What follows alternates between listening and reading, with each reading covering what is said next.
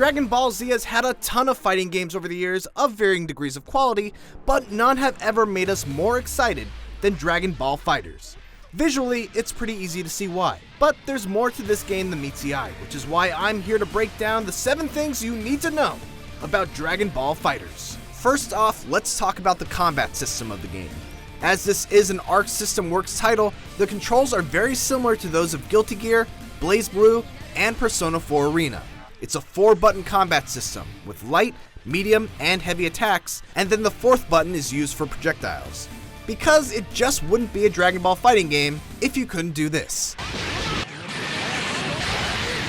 As is the recent trend in fighting games, newcomers can mash the light attack button for a quick and easy combo, but doing so will only get you so far, as you'll be missing out on the big damage to be had when you combine normal attacks, launchers, special moves, and super moves. Unique to Dragon Ball FighterZ is the addition of a homing attack that allows players to quickly dash towards an opponent with the touch of a button to either initiate a combo or pursue them after a launcher for an air combo. Needless to say, air combos are going to be a huge part of the gameplay in Dragon Ball FighterZ. And of course, you've got your super meter, which governs your usage of super moves and other special abilities. It can be charged in the standard fighting game fashion of simply beating an opponent up or getting beat up yourself, but it can also be charged in the true Dragon Ball Z way of screaming at the top of your lungs. You've also got what are known as Dragon Rushes, which are essentially throws and can get through a blocking enemy's guard.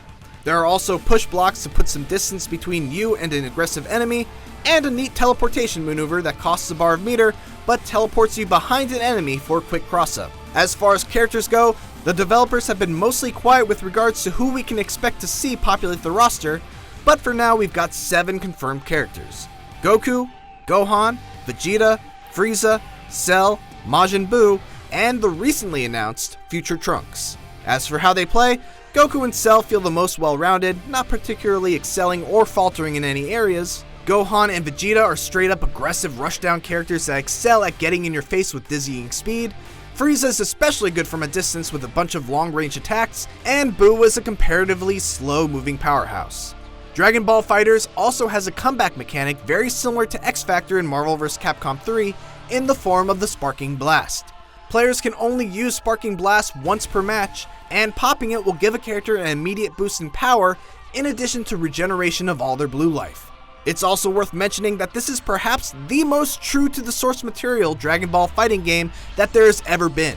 Even going beyond just the look of the game, which is stunning in its attention to detail, just about every maneuver, stance, and pose is taken straight from the source material. Next up, taking a page out of Marvel vs. Capcom's book, Dragon Ball FighterZ is a 3-on-3 fighting game with all the depth and complexities that go along with it. Assists can be called down with a press of the left trigger and bumper, tags can be done by holding the buttons down, and you can even do delayed hyper combos by inputting the command of your teammate's super and pressing the assist button during the active character's super. As you would imagine, any character that has been tagged out will slowly regenerate their health, making it important to manage your character's health bars while also taking care not to recklessly tag in when your opponent is able to punish it. Basically, this will all seem super familiar to anyone who's played any of the Marvel vs. Capcom games, but so far, it seems like Dragon Ball FighterZ is doing a great job of adapting the 3v3 style and putting a Dragon Ball Z spin on it.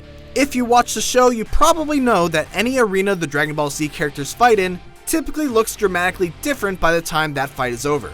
True to its roots, the same holds true for Dragon Ball FighterZ. Using a super move to finish off an opponent on Namek, for instance, will cause this to happen.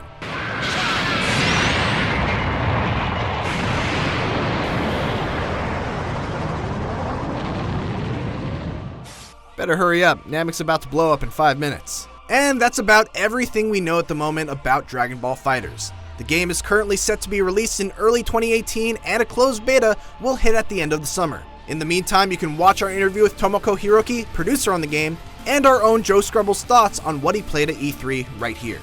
That's all for me, thanks for watching, and we'll see you on the next episode of Dragon Ball Z.